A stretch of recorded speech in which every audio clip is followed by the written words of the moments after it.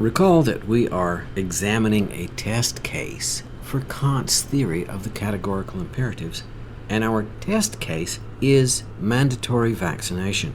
In order to examine Kant's theory and to apply it as he does, we have to start this in the order in which he presents his theory and go through it item by item.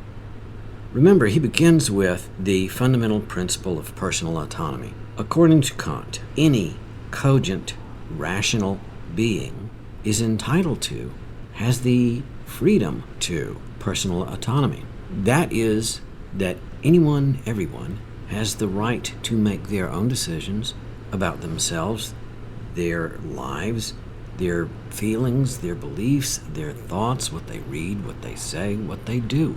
However, in this case, we are looking at a pandemic. This does not involve just you, just yourself. The actions you take have effects on other people. When someone does not get vaccinated or does not follow all of the necessary pandemic hygiene protocols, they become a threat to everyone else, to you, to me, and everyone. So, in this case, in a pandemic, especially a viral pandemic, the principle of personal autonomy kind of gets thrown right out the window. But there's a little complication to that we'll get to when we get to the end of examining the categorical imperatives. There are three basic formulations of the categorical imperatives. The first principle was the principle of non-contradiction. That is, when we will an action, when we will a decision to act, to do something, we have to apply the principle that we are basing that action on and see if it will become contradictory. Our test cases were lying and thievery. Well, in a viral pandemic, remember that viruses change. They adapt. They become different over time as they spread around. We've seen this with the COVID virus. It now has dozens of different forms, types, and varieties, some of which are more infectious, some of which are more deadly. In our current situation, by some of us following proper pandemic protocols, and by others not following any of the protocols at all, we have created a wonderful Darwinian little petri dish where we have willed into being all of these different varieties, and we have put the lives of everyone in the world at risk, if not for their lives, for the condition of their lives. Some of these varieties have strong negative effects on the ability to think. It affects your brain. It affects your cardiovascular system.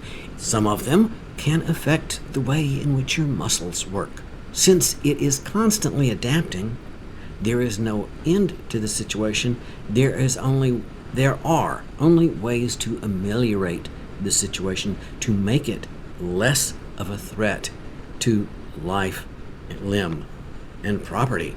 So there is no possibility of mandatory vaccinations becoming contradictory. It will be necessary until the threat level is so low that it is no longer required. And if we continue on the way we're doing now, with some of us following protocols, some of us not following the protocols, the need for vaccination is not going to end any day soon.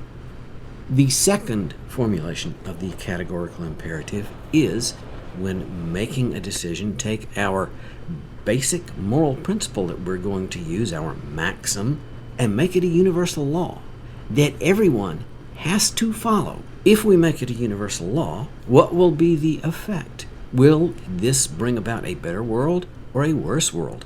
And this basic principle would be applied to everybody, everywhere, all the time. In the case of mandatory vaccination, if we made it a universal law that everyone must be vaccinated, would that create a better situation or a worse situation? Well, we've already seen. Yes, mandatory vaccination does substantially lower the threat for everybody else, while not following proper pandemic protocols increases the risk of bodily harm and even death for everybody.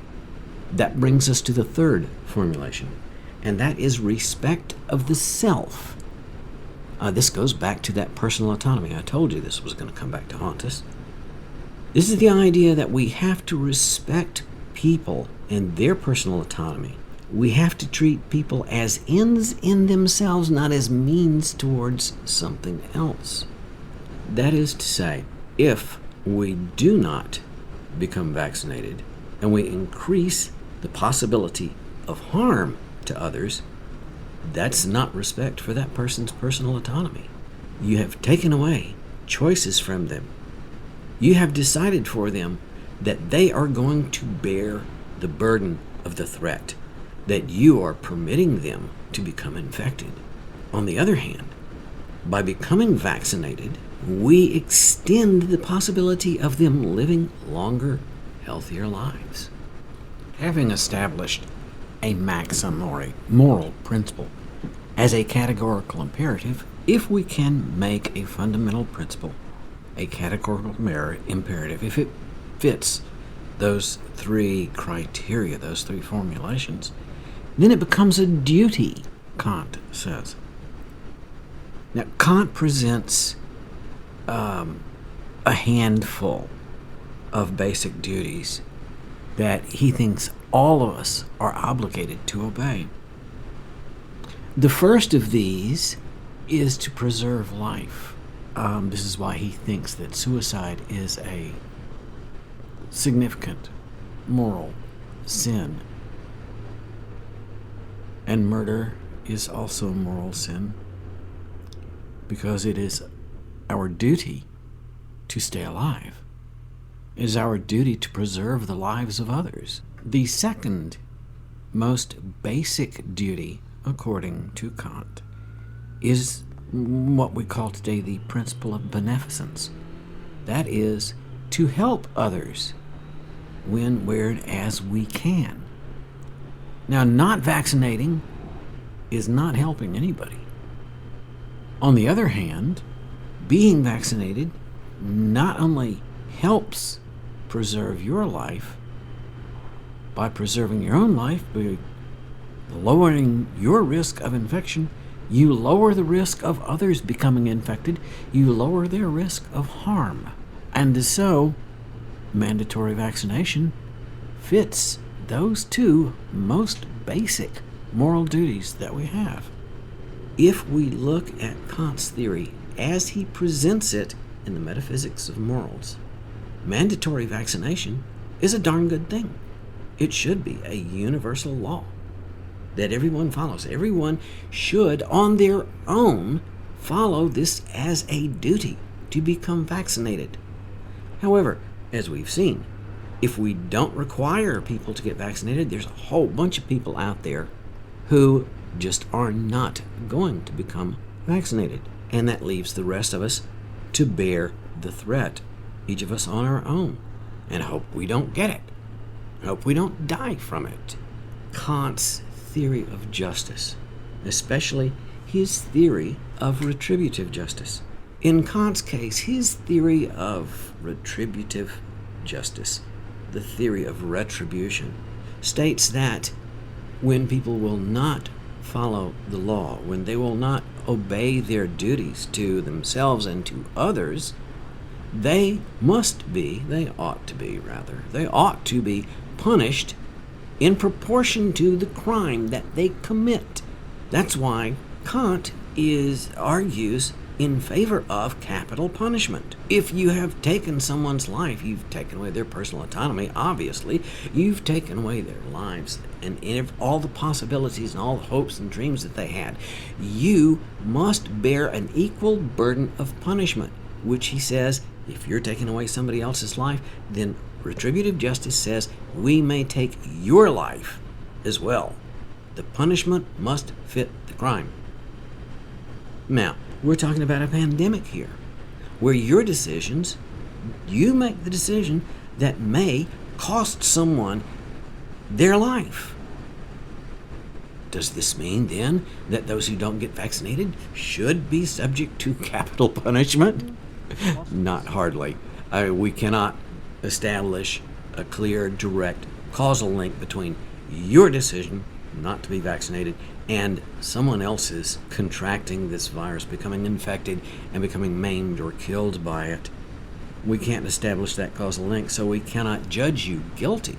However, this theory does suggest to us very strongly that those who will not follow their duty to become vaccinated, we do have the right to force them to become vaccinated in order to decrease the threat. This is why Kant, I think, would have agreed with the program that eradicated smallpox. In that particular case, yes, smallpox is a bacterium, not a virus. But by forcing everyone in the world to become vaccinated, we eliminated the annual threat of death that smallpox presented.